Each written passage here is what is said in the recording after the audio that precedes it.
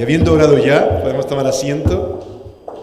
Y simplemente, pues esta tarde también daros la bienvenida, alegrarnos de ver a los que en esta tarde también estáis con nosotros. Ya podéis sentaros si queréis, después me voy a poner de pie otra vez.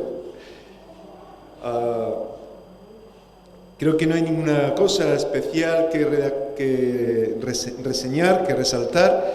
Los boletines creo que los tenéis todos.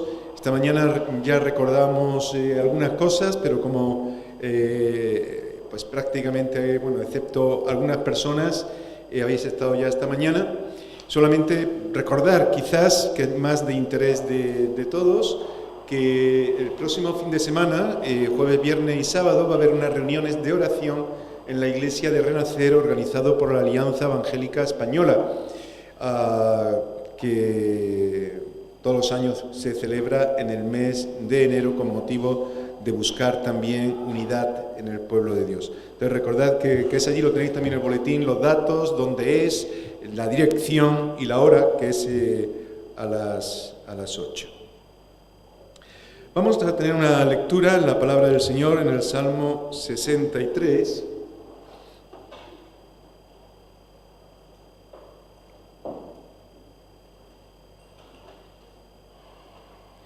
Vamos a leer los versículos 1 al 11.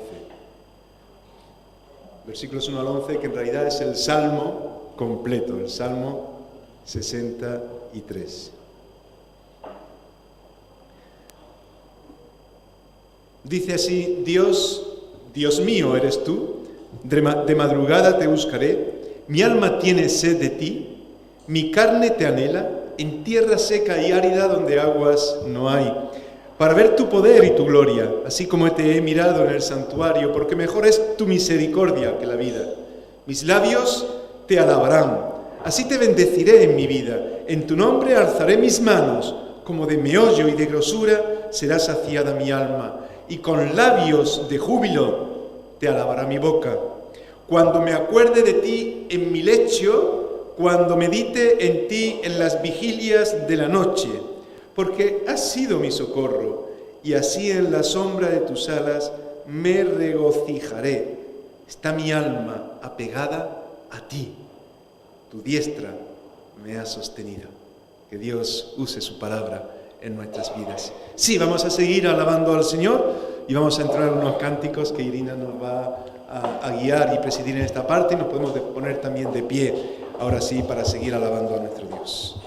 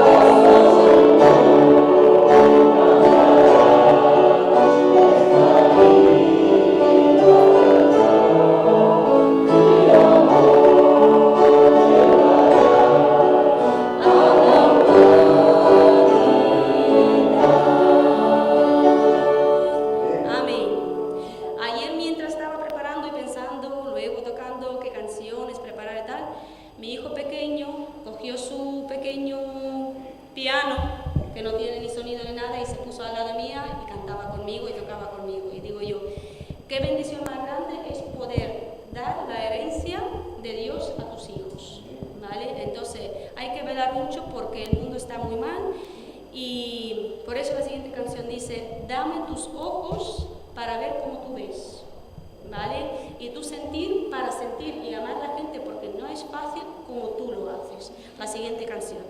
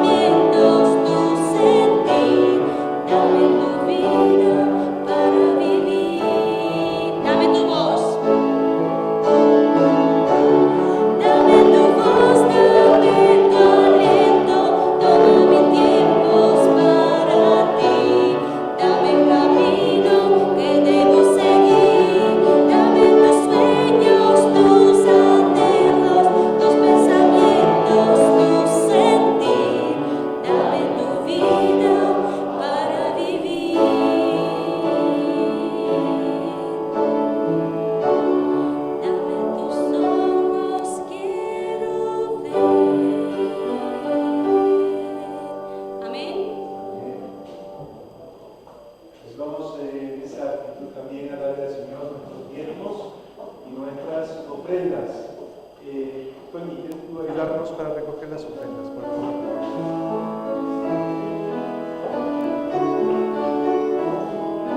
Vamos a dar gracias. Tony, ¿quieres tú orar?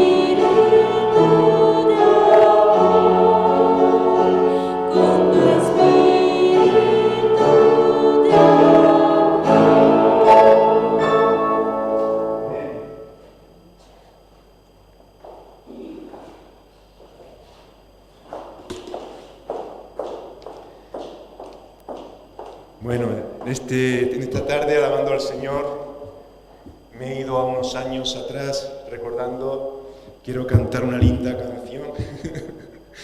Eso fue de los primeros tiempos cuando yo me convertí. Recuerdo a algunos hermanos de Granada cantando juntos ese cántico. La segunda parte la sabía yo de una manera diferente, pero sí que tenía tiempo, como nos decía Irina. Quisiera llevaros a un momento en el cual podemos pensar en la importancia que tiene la celebración. El Señor Jesús a veces se recuerda solamente el dolor, porque Él sufrió, vino a sufrir por nuestros pecados, pero también vino a gozarse con nosotros y a compartir gozo con nosotros. Y de hecho, la palabra de Dios nos muestra la importancia que tiene el hecho de buscar esa felicidad y ese gozo que en el Señor existe. Yo no voy a decir que el Señor Jesús no se perdiera una celebración o una boda, pero Él quería estar allí. Y me llama la atención porque las bodas de Caná de Galilea, y recordamos que esta mañana estuvimos también meditando en Caná no en Caná, sino en Galilea, no en Caná, sino en Galilea, de los galileos, el problema que había con los judíos, etcétera, etcétera. Y de nuevo en esta tarde, en el Evangelio de Juan, como podéis ver en pantalla, en el capítulo 2, en el versículo 1 al 11, nos aparece el Galileo, el Señor Jesús, trayendo, pues, una experiencia especial que si está en la Biblia es por algo, y de hecho creo que hay detalles en los que tenemos que pensar que el Señor nos ha dejado para que también nosotros reflexionemos en ellos. Y dice en estos 11 versículos lo siguiente. Al tercer día se hicieron unas bodas en Caná de Galilea, y estaba allí la madre de Jesús. Y fueron también invitados a la boda Jesús y sus discípulos. Y faltando el vino, la madre de Jesús le dijo: ¿no tienen vino? Jesús le dijo: ¿qué tienes conmigo, mujer? Aún no ha venido mi hora. Su madre dijo a los que le servían: haced todo lo que os dijere. Y estaban allí 6 tinajas de piedra para agua conforme al rito de la purificación de los judíos, en cada una de las cuales cabían 2 o 3 cántaros. Jesús les dijo: llenad estas tinajas de agua, y las llenaron hasta arriba. Entonces les dijo: sacad ahora y llevadlo al maestresala. Y se lo llevaron. Cuando el maestresala probó el agua hecha vino, sin saber él de dónde era, aunque lo sabían los sirvientes que habían sacado el agua, llamó al esposo y le dijo: todo hombre sirve primero el buen vino, y cuando ya han bebido mucho, entonces el inferior. Mas tú has reservado el buen vino hasta ahora. Este principio de señales hizo Jesús en Caná de Galilea y manifestó su gloria, y sus discípulos creyeron en él. Qué interesante este pasaje que nos habla de bodas, que nos habla de vino, además nos habla de vino, pero fijaros lo curioso de todo esto. Efectivamente, vemos que hay un maestresala que incluso dice, bueno, todo hombre sabe que primero se sirve el buen vino y después el que no es tan bueno. Seguramente a veces se propasaban y no sabían distinguir luego los sabores. Es decir, este vino era un vino que tenía alcohol, lo cual la Biblia no aprueba, y la palabra de Dios abunda sobre eso, que uno pueda beber lo que quiera, pero también vemos que el vino está en las celebraciones, pero que sin embargo, dice la Escritura, no os embriaguéis, porque en ello hay disolución, hay pecado, que son cuestiones que hemos de cuidar. Es como hoy día el mundo no sabe pasarlo bien. Vemos a chicos que desde más pequeños, desde más chicos, como se dice en Andalucía, cuando aún incluso son, podríamos decir, preadolescentes, se llegan a acercar ya no a la bebida, sino a las drogas de diferentes clases, de diferentes diseños, no solamente el alcohol. Y es que no han aprendido a pasarlo bien. Jesús se lo pasaba bien. Jesús tenía sus momentos de celebración. Y el creyente tiene que ser un creyente alegre, un creyente que se goza, un creyente que celebra, no solamente en la iglesia, sino en familia, en los amigos, con los amigos. Y en eso también tenemos que manifestar control y manifestar cómo es un cristiano. Jesús, podemos ver por este pasaje que aprobaba las bodas, ¿no? Él estaba en las bodas de Caná, incluso su madre y sus discípulos estaban todos. Y todos estaban participando, le gustaban las bodas y los banquetes, porque esto era un banquete. En aquel tiempo no se celebraban bodas en el sentido del ritual de una sinagoga o como nosotros tenemos en las iglesias. Aunque la boda fue una institución, vemos, divina, es decir, el hecho del matrimonio con el mensaje y el empuje y la alerta de que era algo que debería de ser para siempre, una unión que diera un testimonio donde se procurara que eso fuese un testimonio también de lo que Dios ponía como base para la organización social de nuestro mundo. Lo vemos ya a partir del libro de Génesis, con las leyes y normas que recibe Moisés. Pero no vamos a entrar ahora en esto, no vamos a hacer un estudio de todo esto, que podríamos hacerlo y hay cuestiones muy interesantes, pero vamos a quedarnos simplemente con un aspecto que a veces no le damos mucha importancia y que en realidad tiene que ver con detalles. La vida se compone de muchos detalles. El día a día, cuando uno sale por la mañana, se va a trabajar, llega a casa, hay 1000 detalles y los detalles conforman lo que es la vida. Y es verdad que esos detalles deben de estar bien basados, como cristianos lo decimos, en aquello que nos hace vivir y vivir de forma adecuada y vivir bien. Uno de los detalles que encontramos, como hemos señalado en este pasaje, es que estaban en una celebración y el vino se había acabado. Para una celebración de este tipo, caramba, pues era una preocupación, sobre todo para los novios. Cuando los novios van a preparar un banquete de bodas, están en todos los detalles, ¿verdad? Y que de pronto falte algo, pues qué mal vamos a quedar o qué es lo que va a ocurrir, se van a molestar los invitados. Pero es interesante que Jesús obra en los detalles. Estaba la madre de Jesús, dice aquí también, invitada en estas bodas de Caná. Dice que al tercer día se hicieron unas bodas en Caná de Galilea y estaba allí la madre de Jesús. Y fue la madre de Jesús quien se dirigió a su hijo. Faltando el vino, dice el versículo 3, la madre de Jesús le dijo, es que no tienen vino.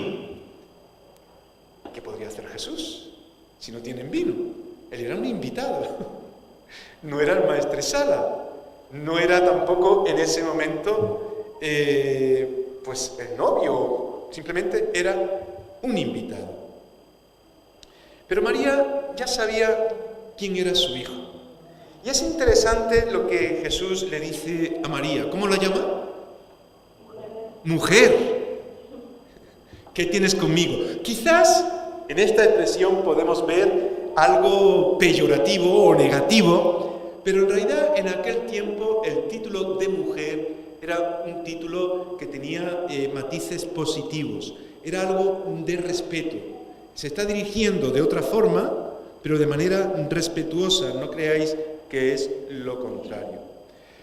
Cuando María se da cuenta de lo que está ocurriendo, yo creo que pues ella podía ver la profundidad de las palabras de Jesús.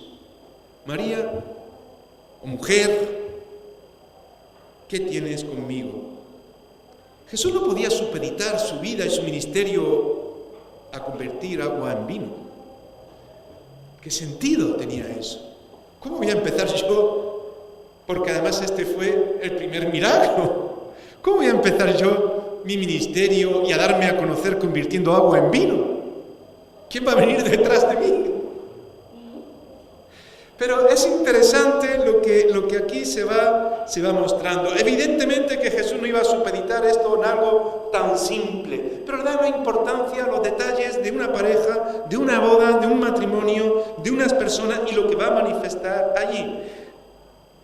María se da cuenta de que hay algo profundo en lo que Jesús está diciendo.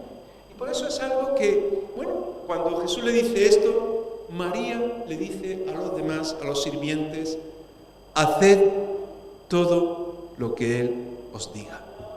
Nada más. María no sabía lo que iba a ocurrir ahí, pero sabía que Jesús era alguien eran años los que tenía, ¿verdad? Ya no era un niño, ya estaba en los 30 años, conocía a Jesús, ella ya había rendido su vida también a Jesús como su Salvador, como vemos en el Evangelio de Lucas, en ese reconocimiento de la Madre de Jesús, donde ella misma proclama la necesidad que tiene de que Él sea no solamente su Hijo en la carne que lo era, sino también su Salvador, porque Jesús era y es Dios mismo. Y ante esto dice, haced todo lo que Él os diga. Y aquí hay un principio muy importante en todas las dudas que nosotros podamos tener. No somos seguidores, creemos en María, en el sentido de que sabemos que fue una mujer, que fue la madre de Jesús, como creemos en Mateo, en el sentido de que él fue el evangelista usado por el Señor para escribir el Evangelio, que tiene su propio nombre. Podemos creer en Juan, podemos creer en otras personas, pero seguimos a Cristo, Creemos la verdad que Dios nos reveló a través de todas estas personas en la palabra que conocemos como la Biblia, pero seguimos a Cristo. Reconocemos a grandes hombres y mujeres que a lo largo de la historia hicieron cosas que ayudaron a que el Evangelio siguiera adelante en el mundo, pero no le seguimos a ellos, seguimos a Cristo. Y María está diciendo, haced todo lo que Él os diga. Es curioso lo que Jesús dice aquí. Aún no ha venido mi hora. ¿Qué tienes conmigo, mujer? Aún no ha venido mi hora. ¿Cuál era la hora de Jesús? La hora de Jesús no es una acción caprichosa de que falta simplemente algo, pero aún en los detalles Jesús sabe hacer las cosas bien, con el propósito de bendecir e ir más allá. La hora de Jesús no es simplemente la hora de una boda o la hora de un trabajo, porque necesito un trabajo determinado o porque en estos momentos Jesús, lo que yo quiero es esto, mira lo que está pasando. No es necesariamente la hora de Jesús lo que yo quiero, pero la hora de Jesús tiene que ver con su presencia y tiene que ver con edificar en el reino de Dios. Eso es lo importante. La obra de Jesús tiene que ver con la salvación, tiene que ver con la proclamación del Evangelio, tiene que ver con aprovechar cualquier oportunidad para hacer ver a los matrimonios, a los novios, cuál es la hora, cuál es la forma de vivir. Y es interesante, porque nos señala la Escritura que allí había ¿cuántas tinajas? 6 tinajas.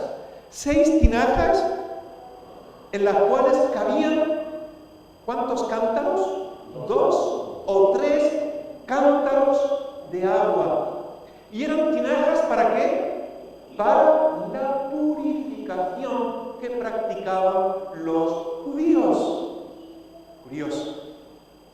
Y dice llenarlas hasta arriba.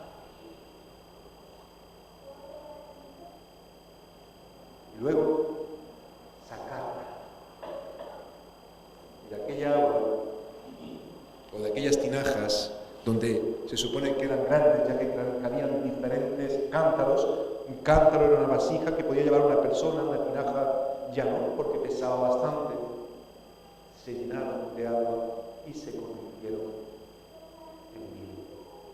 Vino que señalaba también posteriormente la sangre de Jesús derramada en la cruz, que purifica, que limpia. La sangre de Jesús nos limpia de todo pecado. Curioso que de una tinaja destinada a la purificación, a la limpieza, al perdón, al sentido de buscar a Dios, saliese aquel símbolo que más tarde utilizaría Jesús para hablar también de bodas, para hablar de las bodas del Cordero, para hablar de ese banquete que un día su pueblo celebrará cuando estemos con Él por la eternidad, y que Jesús mismo, cuando estaba con sus discípulos en esa cena, instituyendo la cena del Señor, le decía: cuánto he deseado participar con vosotros, porque ya no la tomaréis más hasta aquel día en mi reino. Hay principios para la vida.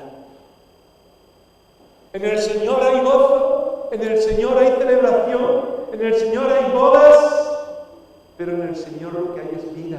Y la hora de Jesús es la hora que tiene que ver con ello, con bendecir, con hacer las cosas no con la lógica de este mundo, sino con la lógica de Dios. Por eso tenemos esta brújula que es su palabra, para guiarnos aún en los detalles que quizás nos parecen insignificantes, pero cuando vemos la oportunidad de bendecir a un niño, aunque sea con un caramelo, a un chico o una chica, de una forma determinada en la que busquemos que Dios nos use, Dios bendice. Me llama la atención que el maestresala prueba el vino antes de servir. ¿Quién era el maestresala? Era el jefe de las ceremonias. Era el que controlaba todo el orden de esa gran celebración que en aquel tiempo era una boda. Y el maestresala dice la escritura que hemos leído acerca de él, que no sabía de dónde había salido ese vino. Y aclara: pero los sirvientes sí. Los sirvientes sí. Principios para la vida cristiana. No es el jefe por el título que le queramos dar o aquel que intenta ostentar, sino que son los siervos. Me recuerda aquel ciego que en el Evangelio de Juan también nos resalta una idea, si no similar, que sí nos lleva también a este principio, cuando Jesús le sana. Cuando Jesús sana al ciego, llegan los jefes. No eran maestresalas, en este caso eran los escribas, los que sabían más de la ley, de las normas religiosas, y le preguntan al ciego: ¿quién te ha sanado? ¿Quién es ese Jesús que te ha sanado? ¿De dónde viene? ¿De dónde es? ¿De dónde ha salido este vino? ¿De dónde es? Dice: pues yo no sé de dónde viene, no sé quién es, pero es lo maravilloso, que vosotros no sabéis quién es y a mí me ha sanado. Son principios para la vida. Es que Dios está con el humilde, Dios está con aquella persona que simplemente muestra necesidad. Ahí empieza Dios a obrar en medio de nosotros, cuando reconocemos el pecado, cuando reconocemos nuestra ceguera, cuando reconocemos que no sabemos qué hacer, aún en los detalles. Dios obra. Como decía aquella mujer, creo que no fuese evangélica, pero a veces tenemos dichos muy interesantes, que decía que veía a Dios entre las perolas, ¿verdad? Los crucheros, las pequeñas cosas. Cuando estaba sirviendo, cuando estaba ayudando. La hora de Jesús tiene que ver con ello.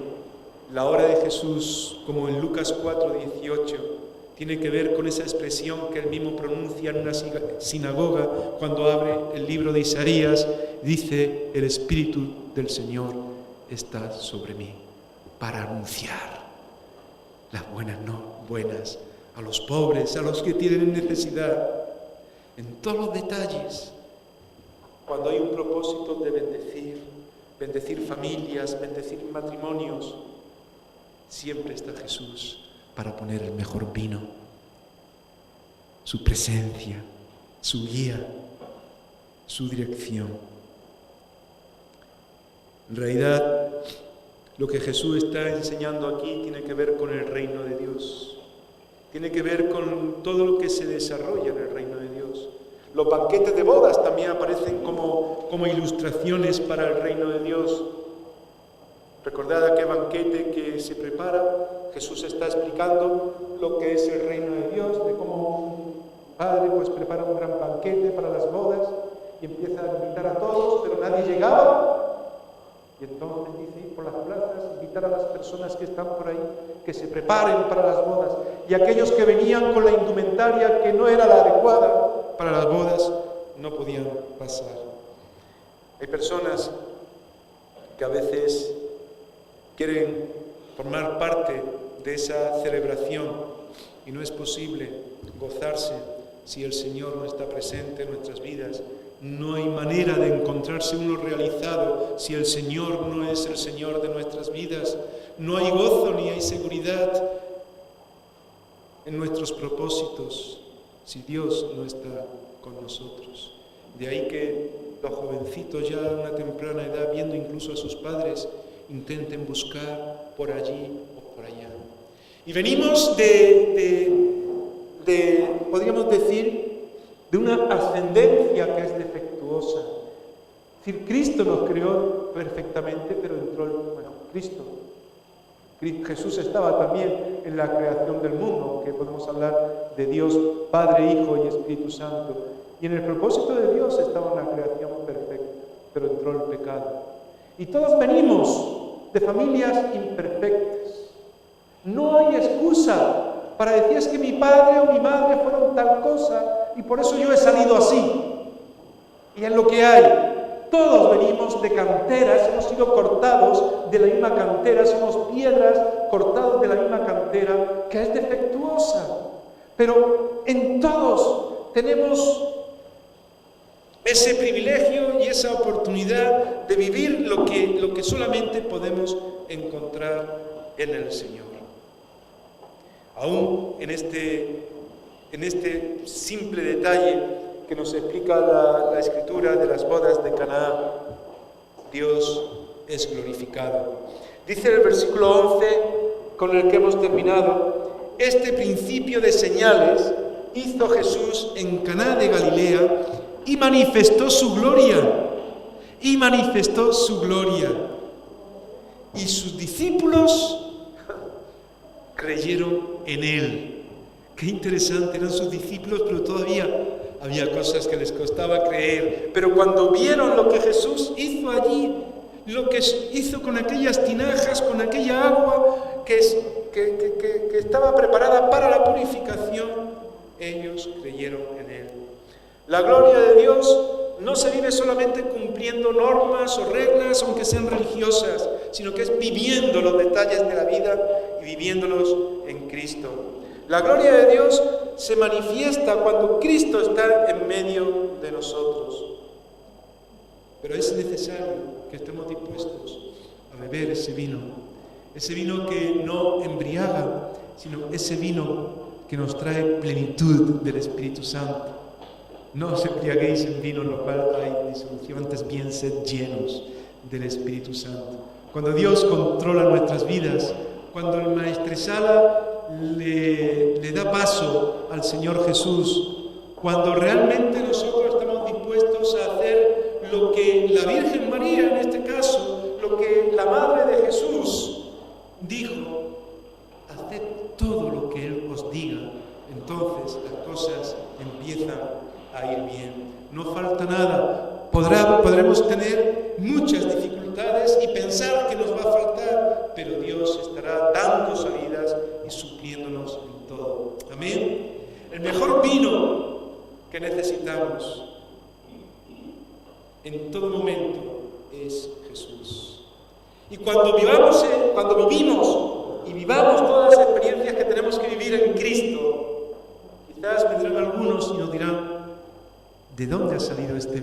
¿De dónde ha salido lo que tú tienes? ¿De dónde ha salido ese gozo que tú tienes? Tendremos que anunciar de Cristo, haciendo todo lo que Él quiere, dejando que Él sea nuestro Salvador. Cuando decimos que hagamos todo lo que Él quiere para nosotros, podemos recordar palabras como las que también Juan nos dice en el capítulo 8, versículo 12. Yo soy la luz del mundo. El que me sigue no andará en tinieblas, sino que tendrá la luz de la vida. Vamos a orar al Señor. Padre, te damos gracias por tu palabra una vez más. Gracias porque tu presencia hace que todo sea diferente. Tú pones equilibrio en nuestras vidas. No podemos nosotros cambiar las cosas. No podemos decidir por los demás. No podemos decidir ni siquiera por el resto de nuestra familia.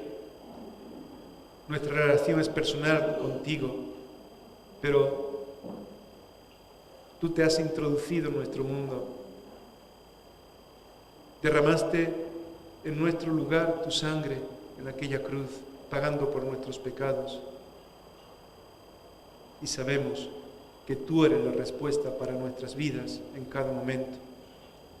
Ayúdanos, oh Padre, a celebrar contigo, a vivir contigo, a darte culto de lunes a domingo, reconociendo que tú eres el Señor, haciendo lo que tú nos digas y compartiendo con los demás ese vino de esperanza, de alegría, que nos recuerda también ese sacrificio en la cruz, porque tú eres el único que limpia, que perdona nuestros pecados. Y estamos muy agradecidos y muy gozosos por sentirnos perdonados. Ayúdanos a vivir de forma consecuente hasta que tú de nuevo nos recibas con ese banquete nuevo en tu reino, en el cielo. Mientras tanto, Señor, queremos aprovechar e invitar en tu nombre a muchas personas, a todos, para que se preparen para las bodas del Cordero. Gracias, porque ahora es el tiempo, porque ha llegado tu hora, porque hoy es el día de salvación. Gracias, Padre, en el nombre de Jesús. Amén. Amén. Vamos a escuchar un cántico, creo especial, Señor.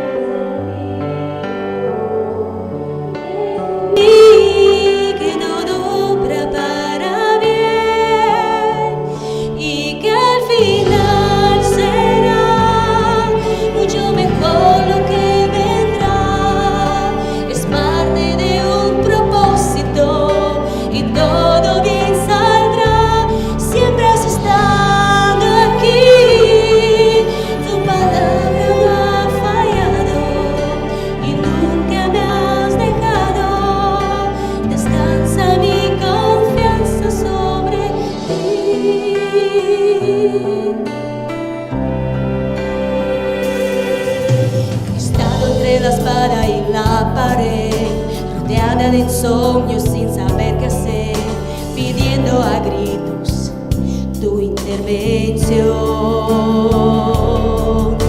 A veces me hablaste de una vez, en otras tu silencio solo escuché. Qué interesante tu forma de responder. Aprendí que lo que pasa bajo el cielo, conoces tú que todo tiene una razón y que al final será mucho mejor lo que vendrá. Es parte de un propósito y todo bien saldrá.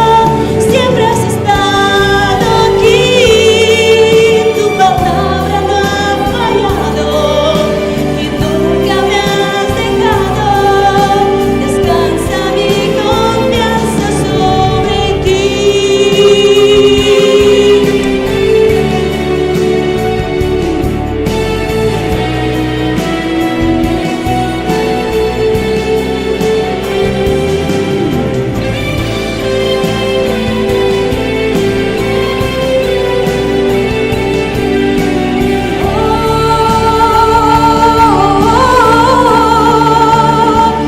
Y que al final será mucho mejor lo que vendrá. Es parte de un propósito y todo bien saldrá. Siempre has estado aquí, tu palabra no ha fallado y siempre me has dejado. Descansa mi confianza sobre ti, sobre ti. Amén.